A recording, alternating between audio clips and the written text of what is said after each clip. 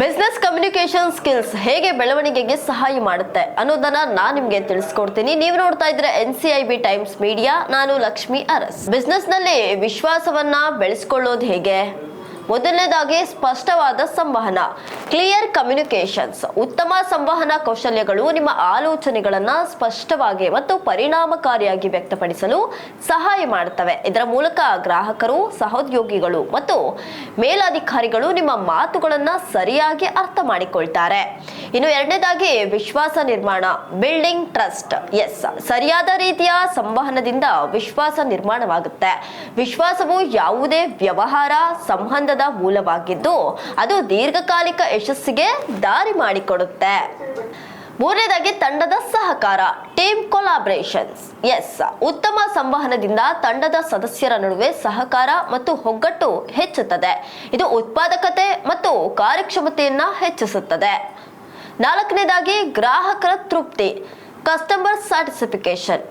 ಗ್ರಾಹಕರೊಂದಿಗೆ ಸ್ಪಷ್ಟ ಮತ್ತು ಸೌಹಾರ್ದಪೂರ್ಣವಾಗಿ ಮಾತನಾಡುವುದರಿಂದ ಅವರ ತೃಪ್ತಿ ಹೆಚ್ಚಿಸುತ್ತದೆ. ಸಂತೋಷದ ಗ್ರಾಹಕರು ನಿಮ್ಮ ವ್ಯವಹಾರವನ್ನ ಅಂದ್ರೆ ನಿಮ್ಮ ಬಿಸ್ನೆಸ್ ಅನ್ನ ಮುಂದುವರಿಸಲು ಹೆಚ್ಚು ಸಹಾಯ ಮಾಡ್ತಾರೆ, ಜೊತೆಗೆ ಬೇರೆಯವರು ಕೂಡ ರೆಫರ್ ಮಾಡ್ತಾರೆ.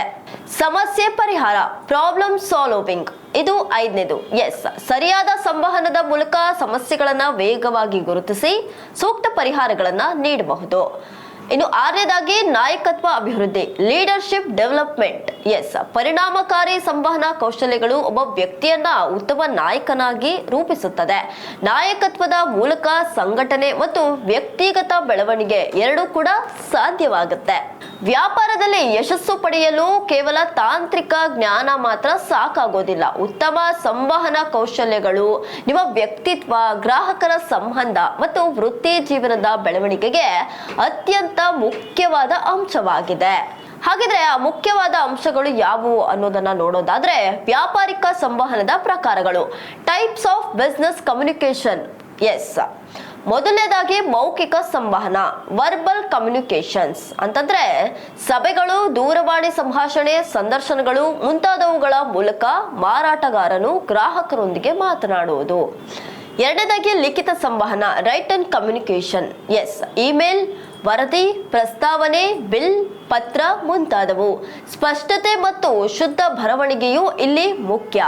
ಎರಡನೇದಾಗಿ ಅಮೌಖಿಕ ಸಂವಹನ, ನಾನ್ ವರ್ಬಲ್ ಕಮ್ಯುನಿಕೇಶನ್. ಇದು ಶರೀರ ಭಾಷೆ, ಮುಖಭಾವ, ಕಣ್ಣಿನ ಸಂಪರ್ಕ, ಧ್ವನಿ, ಸ್ವರ ಇತ್ಯಾದಿ. ಇದು ನಿಮ್ಮ ಆತ್ಮವಿಶ್ವಾಸ ಮತ್ತು ಪ್ರಾಮಾಣಿಕತೆಯನ್ನ ತೋರಿಸುತ್ತದೆ.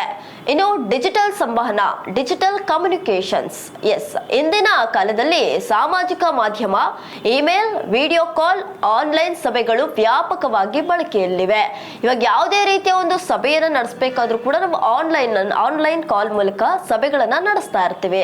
ಸೊ ಈ ರೀತಿಯಾಗಿ ಗ್ರಾಹಕರೊಂದಿಗೆ ಅಥವಾ ಇನ್ಯಾವುದೇ ವ್ಯಾಪಾರ ವ್ಯವಹಾರಗಳನ್ನ ಮಾಡುವಂತಹ ಸ್ಥಳಗಳಲ್ಲಿ ಈ ರೀತಿಯಾದ ಉತ್ತಮ ಸಂವಹನ ಅಂತಂದ್ರೆ ಗುಡ್ ಕಮ್ಯುನಿಕೇಶನ್ ಸ್ಕಿಲ್ಸ್, ಈ ರೀತಿಯಾದ ಕೌಶಲ್ಯಗಳು ನಿಮ್ಮ ಆತ್ಮವಿಶ್ವಾಸವನ್ನ ಹೆಚ್ಚಿಸಲು ಸಹಾಯ ಮಾಡುತ್ತದೆ.